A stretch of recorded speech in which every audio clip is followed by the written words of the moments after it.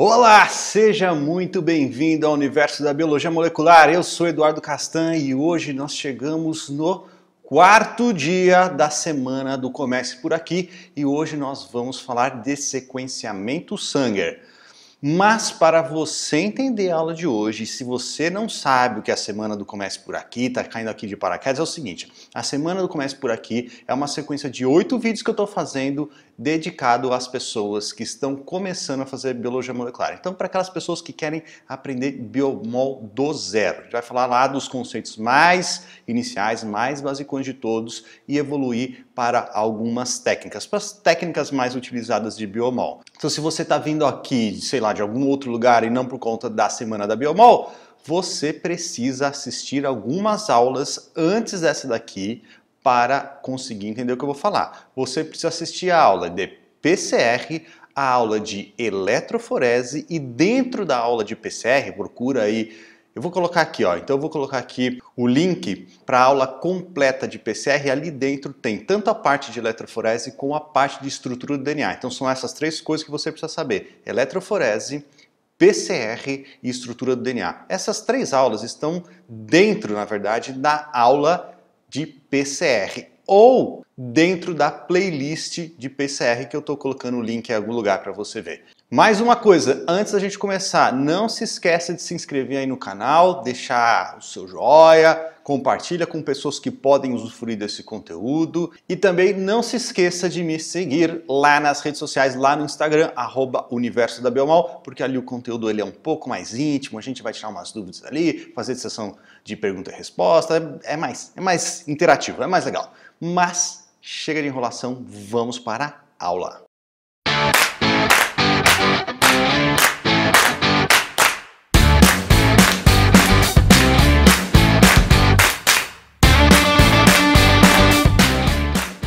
E hoje vamos falar então do sequenciamento Sanger. Nessa semana aqui do Comece por Aqui a gente vai falar de dois tipos de sequenciamento. Um é o sequenciamento Sanger, que a gente vai falar agora, e o outro é o sequenciamento de nova geração. Então hoje a gente vai falar de sequenciamento Sanger. Sequenciamento Sanger é a técnica de sequenciamento, independente de qual técnica de sequenciamento, na verdade, quase que independente de que técnica de biologia molecular, o nosso objetivo aqui é fazer o seguinte: é pegar uma informação biológica que a gente não consegue ler, não consegue interpretar do jeito que ela está, que no caso aqui é a molécula de DNA, pegar essa informação biológica, colocá-la dentro de um sistema e esse sistema ele vai traduzir aquela informação biológica em uma informação digital, de tal maneira que a gente consiga entender. Então, quando a gente faz sequenciamento, nós vamos pegar a molécula de DNA, colocar dentro de um sistema e esse sistema vai dar a sequência de letrinhas para a gente, a sequência de nucleotídeos da nossa molécula de DNA alfa. Então é isso aqui, ó. Sequenciar DNA significa determinar a ordem na qual os nucleotídeos estão em uma dada molécula de DNA. E o método de Sanger, especificamente, o Sanger é o nome do cara que desenvolveu essa técnica lá na década de 70 e por 40 anos e mais ou menos foi a técnica mais utilizada para se fazer sequenciamento de DNA. Hoje, boa parte do sequenciamento está sendo feito por NGS, boa parte da demanda ela é suprida por NGS e não sei o que vai acontecer com a técnica de Sanger daqui a um tempo. Quer dizer que ela vai acabar? Não, não quer dizer que ela vai acabar. Pelo menos não agora, no curtíssimo prazo, ela não vai acabar não. Ainda tem bastante gente, bastante aplicação que demanda o sequenciamento Sanger. Ou é mais barato fazer por Sanger. Mas existe uma tendência de migração das aplicações de sequenciamento por Sanger para NGS. Vamos ver o que vai acontecer aí no futuro, nos próximos anos. Bom, continuando aqui. E a técnica de sequenciamento por Sanger, ela é o processo do sequenciamento em si, ele é bem parecido, na verdade, com o passo de extensão da PCR. Então a PCR tem aqueles três passos. O terceiro passo é quando nós temos a fita de DNA molde e a DNA polimerase vai começar a adicionar nucleotídeos de maneira complementar. Essa é a extensão. O processo de sequenciamento em si, ele é parecido com isso. Então a gente vai ter um molde, vai ter um primer, a DNA polimerase e nucleotídeos que vão ser incorporados. A gente vai falar sobre isso em detalhes daqui a pouco. A principal diferença nesse processo é que fragmentos de diferentes tamanhos ao longo da extensão serão gerados. É diferente da PCR, que a PCR sempre ela vai completar, fazer a extensão do fragmento todo do template, né, do meu alvo. Aqui, no sequenciamento, não. Fragmentos de tamanhos diferentes serão gerados porque se utiliza um nucleotídeo, entre aspas, defeituoso, que eu vou mostrar aqui para vocês. Então, olha aqui, nos meus slides, o nosso objetivo é fazer isso aqui, sequenciar, descobrir a sequência de nucleotídeos da minha molécula. Então eu tenho um template ou um alvo, esse alvo ele vai sofrer um processo que é parecido com a extensão da PCR, nós temos uma DNA polimerase, um primer, a polimerase vai adicionar nucleotídeos de maneira complementar, só que a gente não vai formar fragmentos idênticos. Quer dizer, os fragmentos da sequência serão iguais, mas serão fragmentos de sequências ou de tamanho diferente, tá? Então olha aqui, de novo, nós temos mais uma vez, né, a síntese de DNA lá no processo de extensão. Só para a gente recordar, um DNA molde, que é o que eu estou mostrando aqui, esse aqui é o meu alvo, é isso aqui que eu quero sequenciar. Eu não sei a sequência disso, aqui no meu slide, no meu exemplo, eu estou mostrando a sequência de nucleotídeos, mas eu não sei qual que é a sequência disso na vida real, quando eu quiser fazer um processo de sequenciamento, a maioria das vezes. Então a gente vai ter a estrutura do primer se ligando em uma extremidade, a polimerase se associando a essa estrutura dupla fita e ela utilizando os nucleotídeos livres que a gente colocou na solução para formar a nova fita de maneira complementar, A com T, C com G. Só que o que acontece? Lá no processo de extensão, lá no processo de sequenciamento, a gente vai utilizar os nucleotídeos normais, os nucleotídeos que a gente utiliza na PCR, mas vai utilizar um nucleotídeo. Vamos falar que ele é defeituoso, que é um nucleotídeo problemático, que é um dideoxinucleotídeo. O nucleotídeo que a gente usa na PCR, que a gente vai usar aqui também, é esse que a gente já mostrou para vocês. O grupo fosfato, a pentose e a base nitrogenada. Aqui no carbono 3' nós temos um hidrogênio e um oxigênio. O nucleotídeo defeituoso, o dideoxinucleotídeo, é igual. Pentose, grupo fosfato, base nitrogenada, só que ele não tem esse oxigênio aqui, por isso que ele é o dideoxi. Esse também falta um oxigênio aqui, mas não interessa agora. Esse aqui faltam 2 oxigênios, por isso que ele chama dideoxinucleotídeos. Então aqui não tem a molécula de oxigênio aqui no carbono 3. Não tem essa molécula de oxigênio no carbono 3. E quando isso aqui acontece, por conta dessa modificação, a DNA polimerase ela não consegue adicionar nucleotídeos a partir dele. Então, se a DNA polimerase ela vem adicionando nucleotídeos bonitinho lá, na sua fita que está sendo formada, sintetizada, de maneira complementar. Quando ela incorpora um dideoxinucleotídeo na fita template, no meu alvo, ela não consegue incorporar outro porque falta oxigênio aqui, ela não consegue fazer a ligação desse oxigênio ou dessa parte da molécula com o grupo fosfato do outro nucleotídeo que vem logo em seguida. Então ela não consegue fazer isso, a reação para, a reação deixa acontecer. Olha o que acontece, vamos ver aqui de uma maneira mais didática. O template que eu quero sequenciar, o primer, DNA polimerase se ligou. Aqui na nossa reação nós temos todos os nucleotídeos eles são convencionais, normais, o A, o G, o C, menos o T. Todas as timinas, aqui no meu exemplo, todas as timinas são dideoxinucleotídeos. São timinas defeituosas que não vão permitir que a DNA polimerase continue incorporando nucleotídeo ao longo do processo de extensão. Então o que acontece? A DNA polimerase ela vai começar a formar a nova fita aqui. Então aqui primeiro nós temos guanina, timina, citosina e adenina. Quando ela for incorporando nucleotídeo aqui, não vai ter problema. Vai incorporar C, A, G e aí vai chegar a hora de incorporar um T. Quando ela incorpora o T, ela incorpora um dideoxinucleotídeo e a partir daí, por esse T ser defeituoso, a gente não consegue, a DNA polimerase não consegue continuar a sua extensão. Entendeu isso aqui? Então guarda isso aqui que a gente vai elaborando esses conceitos aos poucos. E se você não entendeu, qualquer passo que eu falar nessa aula, volta lá para a parte anterior e entenda, porque cada passo, cada momento aqui é necessário para você entender lá na frente o processo todo. Beleza, então olha só, mesma ideia que eu mostrei para vocês, a mesma ideia. Nós temos nosso DNA alvo que vai ser sequenciado, todos os nucleotídeos funcionando muito bem, com exceção das timinas. Só que nesse caso, o que eu coloquei diferente? Eu coloquei só algumas timinas defeituosas, algumas timinas que são dideoxinucleotídeos. A maioria das timinas, aqui elas também são funcionais, são nucleotídeos convencionais. Então A, T, C, G, tudo convencional com exceção de algumas delas que são dideoxinucleotídeo. Então, olha de novo aqui para a nossa fita. DNA polimerase vai começar a incorporar nucleotídeo. A hora que ela encontrar uma adenina, ela vai incorporar uma timina. Se no momento dessa incorporação ela justamente pegar um dideoxinucleotídeo que está lá em solução e incorporar, a reação parou, não continua mais. Mas aqui nesse meu tubo, eu não tenho uma molécula de DNA, eu tenho milhares de moléculas de DNA. Eu cheguei aqui através de um produto de PCR, por exemplo, ou eu extraí e purifiquei muito DNA para fazer esse processo. Então eu tenho bastante cópias do meu alvo aqui antes de começar esse processo. Então lá no outro tubo, um outro template,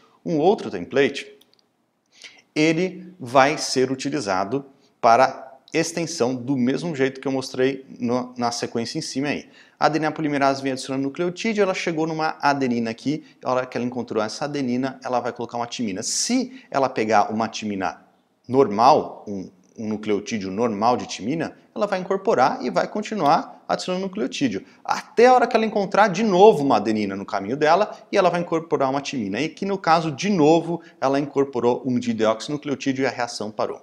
Agora vamos fazer isso de novo, uma terceira opção aqui, uma terceira possibilidade com outro fragmento-alvo lá na minha reação.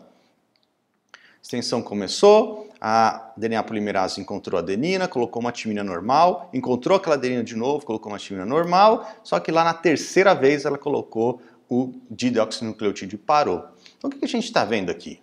Se a gente tirar essa sequência, não vamos olhar para essa sequência template agora, vamos olhar só para o que foi formado ao longo desse processo. Nós temos aí no meu exemplo 3 fragmentos de 3 tamanhos diferentes. Por quê? Porque toda vez que esse meu alvo aqui tiver uma adenina, pode acontecer o travamento da extensão. Toda vez que o meu alvo tiver adenina, portanto, pode acontecer o travamento da extensão. Aqui eu mostrei um processo simplificado onde o travamento ele aconteceu 3 vezes, né? Mas vamos voltar aqui, se a gente olhasse para a sequência toda, ele teria mais uma adenina aqui, ó. Tem mais uma adenina aqui. Então ia ter mais um quarto fragmento, um pouquinho maior que esse. Então teríamos, na verdade, com esse meu exemplo, 4 fragmentos. Estou mostrando 3 aqui para não ficar muito poluído. Então a gente fez isso em um tubo. Agora, vamos fazer a mesma coisa, exatamente a mesma coisa, só que a gente vai fazer isso aqui em outro tubo.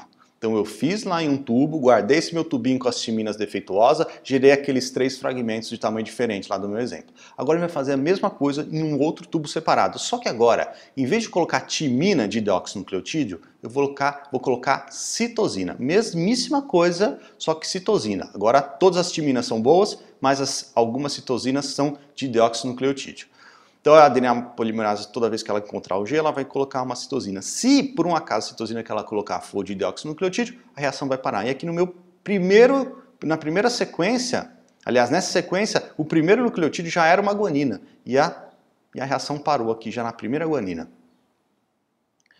Aí logo em seguida, um outro template, um outro alvo dentro do mesmo tubo, ele também tinha uma outra guanina logo em seguida. E aí travou a reação já de seguida de novo. Então gerou esse fragmentinho aqui de 1, 2, 3, 4, 5, que é o primer, 6, que é o fragmento alvo mesmo. Aqui é a mesma coisa, 5 primer, 6 é o alvo que foi sequenciado, aí na 7ª travou. Aí depois um outro fragmento ali dentro da minha reação vai travar aqui nesse momento. E aí de novo nós estamos gerando os fragmentos de tamanhos diferentes. Se a gente fizer exatamente esse processo agora com a guanina e depois exatamente esse processo com a adenina, a gente vai ter 4 tubos. E esses 4 tubos com um monte de fragmento, cada um de um tamanho diferente.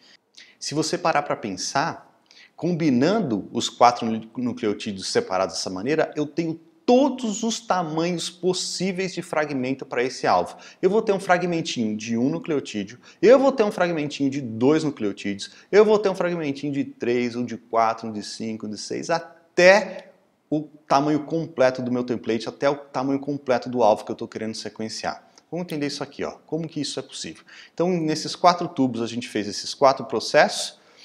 Então, lembra, como a extensão da PCR, ali tem o alvo, que é o que eu quero sequenciar, uma polimerase para sintetizar as novas fitas, um primer se ligando à extremidade do meu alvo, os DNTPs convencionais, sem nenhuma modificação, e os DNTPs, os dideoxinucleotídeos, que travam a reação de extensão. Se a gente pegar o tubo A A gente pegar esse tubo A, que gerou aqueles fragmentos, alguns fragmentos de tamanhos diferentes no longo desse processo, e colocar o produto dessa reação em um gel de poliacrilamida para fazer eletroforese, o que vai acontecer? Então, aquele produto dessa extensão gerou vários fragmentos de vários tamanhos aqui dentro.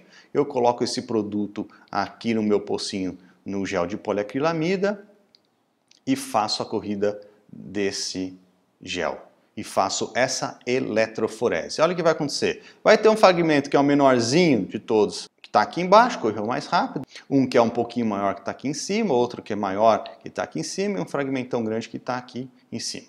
Se a gente fizer então agora a eletroforese do produto do tubo, onde eu utilizei guaninas como dideoxinucleotídeo, nós vamos ter fragmentos de tamanhos diferentes correndo aqui. Então aqui são os resultados, são os produtos das reações de extensão que eu fiz utilizando a guanina como dideoxinucleotídeo. Então ali todos os fragmentos que foram gerados, no exemplo aqui são 4, o menorzinho está aqui embaixo, aí tem um intermediário, um outro e um maiorzão. Aí a mesma coisa aqui com o tubo onde eu utilizei a citosina como dideoxinucleotídeo, são esses aqui os resultados, os produtos como resultado, e o tubo onde eu utilizei timina, são esses resultados. Agora vamos entender o que aconteceu aqui. De todos os fragmentos que eu gerei nesses 4 tubos, qual é o menorzinho deles? É esse daqui.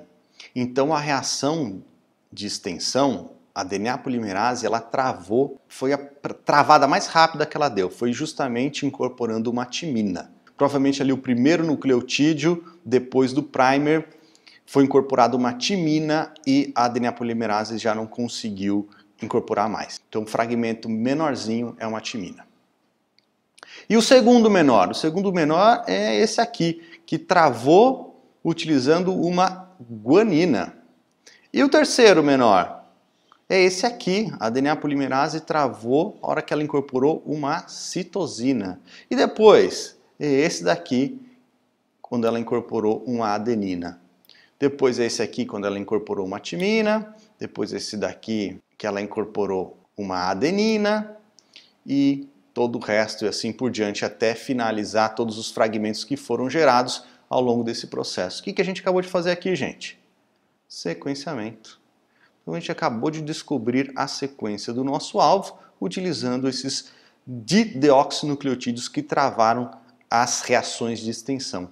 Então esse processo, feito com esses 4 tubos separados e fazendo uma eletroforese de todos os produtos, de todos os travamentos, de todos os bloqueios da DNA polimerase, a gente consegue gerar ou descobrir a sequência exata do fragmento que estava sendo sequenciado, que estava sendo template, sendo utilizado como template para esse processo. Então aqui eu descobri a sequência do alvo que eu estava sequenciando. E é dessa maneira que é feito, então, o sequenciamento por sangue? Não. Isso era feito antigamente, lá quando ele foi desenvolvido, anos atrás, décadas atrás, era feito dessa maneira, porque se vocês pararem para pensar, é um processo bem demorado, né? É um processo complexo. Imagine sequenciar grandes genomas ou grandes sequências utilizando esse processo aqui.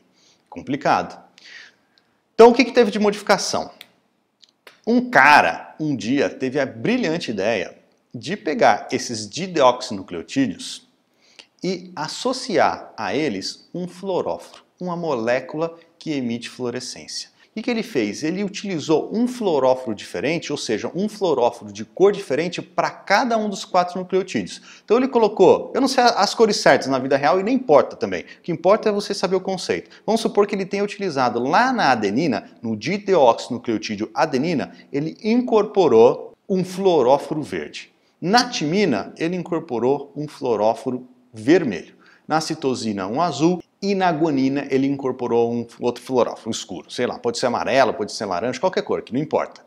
Tá? Então ele fez isso. Então todas as adeninas defeituosas, todos os dideoxinucleotídeos adenina emitem fluorescência verde, as timinas emitem fluorescência vermelha, a citosina fluorescência azul e as guaninas fluorescência escura, fluorescência sei lá que cor. E aí a gente faz esse processo, exatamente o processo que eu mostrei para vocês, do mesmo jeito que eu mostrei, exatamente a mesma coisa. Então a gente vai colocar todos os 4 nucleotídeos funcionais, os nucleotídeos funcionais, normais, sem marcação nenhuma, como se utiliza na PCR, sem nenhuma diferença, vai colocar lá. E alguns deles serão os dideoxinucleotídeos, só que nesse caso aqui eles são marcados. E por eles serem marcados, a gente não precisa fazer aquele processo todo, cada um em um tubo separado. Dá para juntar os 4 dideoxinucleotídeos todos marcados em um mesmo tubo, colocar um template, o meu template que eu quero sequenciar no mesmo tubo, os nucleotídeos convencionais no mesmo tubo, tudo no mesmo tubo, não precisa fazer 4, faz um só agora. Por quê? Porque eles são marcados com cores diferentes, eu consigo ver a cor diferente de cada um deles e faço exatamente o mesmo processo. Então, uma fita aqui do alvo que eu quero sequenciar, a DNA polimerase vai incorporando nucleotídeo até uma hora que ela incorpora um dideoxinucleotídeo, que trava a reação. E aí foi um dideoxinucleotídeo vermelho. E aí segue o jogo, ela continua incorporando nucleotídeo em outro template dentro do meu mesmo tubo e ela incorpora um dideoxinucleotídeo de guanina. E aí tá escuro aqui. Aí depois a mesma coisa, só que pro verde, que é a adenina, e depois o azul, que é a guanina, e assim vai.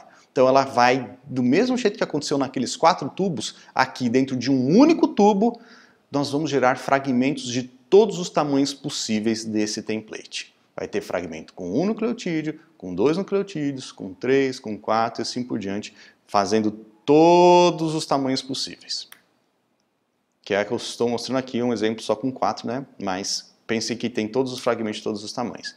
E aí a gente faz eletroforese também. Pega o produto dessa reação, coloca aqui no meu gelzinho de poliacrilamida, corro uma eletroforese, eu uso um detector de fluorescência, que eu preciso de um equipamento para detectar essas fluorescências e em vez de olhar para as bandinhas lá escuras, agora eu estou lendo as bandas coloridas. Em vez de usar 4 pocinhos do meu gel, eu utilizo um só. Mesma coisa, mesma ideia. Então eu sei que aqui, esse fragmentinho que está aqui embaixo, ele gerou uma fluorescência vermelha, eu sei que é uma ativina. Esse segundo fragmento aqui, que tem 2 nucleotídeos, ele gerou uma fluorescência escura, é a guanina. Esse terceiro é uma fluorescência azul, citosina, assim por diante, e fez o processo de sequenciamento. Ah, agora sim, então é assim que se faz sequenciamento de sangue hoje em dia? Ainda não. Até pouco tempo atrás era assim. Quando eu comecei a fazer biomol, eu utilizei esse tipo de sequenciamento no laboratório, mas hoje em dia já não é assim que funciona mais. Por quê? Porque a gente pode fazer uma eletroforese, como aqui acontece dentro de um gel, só que em vez de utilizar um gel grandão de poliacrilamida, que dá trabalho para fazer, colocar a amostra ali dentro, é uma trabalheira fazer isso aqui. A gente pode fazer isso dentro de um capilar. É uma eletroforese normal, o conceito é o mesmo que vocês já sabem, só que, em vez de acontecer num gel, ele vai acontecer dentro de um capilar. Esse capilar tem um polímero com uma espessura específica que também faz esse travamento da migração das moléculas de um polo para o outro. A ideia é a mesma, só que não acontece no gel, acontece num capilar, num fiozinho muito, muito fininho, e ali dentro tem um polímero que tem essa malha também que causa a resistência da migração das moléculas ao longo da eletroforese. Então olha só, a mesma coisa. De um lado nós temos uma solução tampão com polo negativo e a nossa amostra. Do outro lado, uma outra solução tampão com um polo positivo, então bem parecido com a eletroforese que a gente faz em Cuba, só que em vez do gel nós temos um capilar ligado a esses 2 tampões.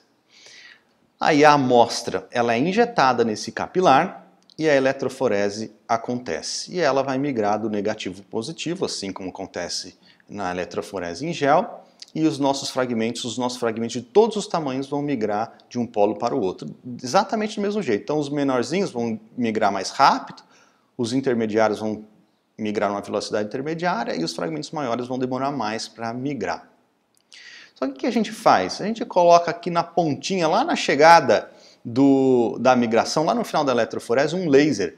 O que esse laser faz? Esse laser tem a capacidade de excitar a fluorescência dos dideoxinucleotídeos, porque os dideoxinucleotídeos marcados com os fluorófilos emitem uma fluorescência muito baixinha se eles não tiverem a fluorescência excitada. Mas, quando aquela fluorescência é excitada, e quem excita nesse caso aqui é um laser, aquela fluorescência vai ser emitida com muito mais força. Tá? E aí a gente vai ter o quê? Um detector dessa fluorescência. Então a eletroforese aconteceu do mesmo jeito, os fragmentos lá, cada um de uma cor, está migrando em cada um em sua velocidade, exatamente como eu mostrei, só que lá na ponta agora, em vez de a gente fazer isso num gel, nós estamos fazendo num capilar, um laser está excitando a fluorescência está sendo detectada por um detector e essa informação, agora digital, vai para dentro de um computador que está ligado no equipamento que faz essa eletroforese capilar aqui. Então esse processo de eletroforese capilar, diferente do que acontece num gel, ela é feita num equipamento, que eu vou mostrar uma foto para vocês já. E esse equipamento, ou ele tem o seu computador já nele, ou ele tem um computador ligado a ele. E aí a gente vai ver o resultado de cada uma das fluorescências, de cada um dos dideoxinucleotídeos que travaram cada um dos fragmentos da minha reação, aí na tela do computador. E é isso aqui que a gente vê lá na vida real. Um resultado parecido com esse, um gráfico parecido com esse, chamado de eletroferograma, onde nós temos os picos de fluorescência que foram detectados lá na ponta do processo de eletroforese, e cada fluorescência emite uma cor específica referente a um nucleotídeo específico, ou a um dideoxinucleotídeo específico. É isso aí que a gente vê como resultado. Então, o processo é muito parecido com o que eu mostrei para vocês, só que hoje em dia tudo automatizado dentro de um equipamento, menor chance de contaminar, mais fácil de analisar, é rápido de fazer e é assim que faz sequenciamento Sanger por eletroforese capilar. Quem faz isso? Estou mostrando dois equipamentos aqui, tem um monte de equipamento no mercado, basicamente, acho que quase todos são da Thermo Fisher Scientific, mas a Promega está lançando um agora também, vai ser lançado em breve, que é o Spectrum. Eu estou mostrando aqui os dois mais modernos, o Six Studio da Thermo Fisher e o Spectrum da Promega.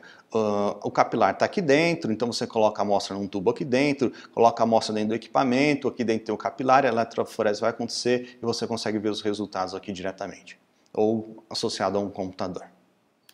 E o que dá para fazer com sequenciamento Sanger? Dá para fazer muita coisa, porque é sequenciamento. Aliás, deixa eu falar um negócio para vocês. Quando eu comecei a estudar biomol, eu tinha uma dúvida. Por que existem outras técnicas de biomol se a gente tem a técnica de sequenciamento? Por que você precisa fazer PCR se existe uma técnica que sequencia o seu DNA? Já parou para pensar nisso? Por que a gente precisa de outras técnicas se você consegue sequenciar o DNA? Desafio, manda aí a resposta para mim, deixa aí nos comentários. Então, o que dá para fazer com o sequenciamento Sanger? Dá para fazer genotipagem. Um exemplo de genotipagem que pode ser utilizado. HIV, detectar os diferentes genótipos do vírus HIV, né? Que ele é mutante, ele tem uma variação genética muito grande, então dá para detectar essas variações por CE, né? Que é CE, então esse é um outro ponto importante. CE, o tipo de sequenciamento é chamado de Sanger, é o nome da técnica, mas vocês podem ouvir aí no mercado muitas pessoas falando de sequenciamento CE, que vem do inglês de eletroforese capilar. E muitas pessoas utilizam esses dois termos para se referir ao sequenciamento Sanger. É que a eletroforese capilar você pode fazer uma outra aplicação sem ser sequenciamento, que não vem ao caso hoje, que é uma análise de fragmento. Que na verdade é uma eletroforese também, mas não é com o objetivo de sequenciar DNA. Tá? Então às vezes vocês vão ouvir CE e não Sanger, mas o termo correto é sequenciamento Sanger, esse é o nome da técnica. Que dá para fazer também HLA, que é o antígeno leucocitário humano. Está errado aqui no slide, eu vou trocar. Que é a região genômica utilizada para identificar ou tentar identificar compatibilidade no processo de doação de órgãos. Então, sequenciamento microbiano também dá para fazer, aí faz identificação de micro-organismos, dá para fazer monitoramento ambiental, detectar possíveis contaminantes. Detectar mutação também dá para fazer por sequenciamento Sanger, então detectar eventos raros como mutação somática no desenvolvimento de câncer, por exemplo. Validação de resultados de NGS, principalmente um tempo atrás, isso é muito útil ainda, mas um tempo atrás, quando a tecnologia de NGS estava em desenvolvimento, muitas revistas elas recomendavam fortemente que para você publicar um resultado de NGS, de sequenciamento de nova geração, você precisava validar aquela informação com o sequenciamento Sanger.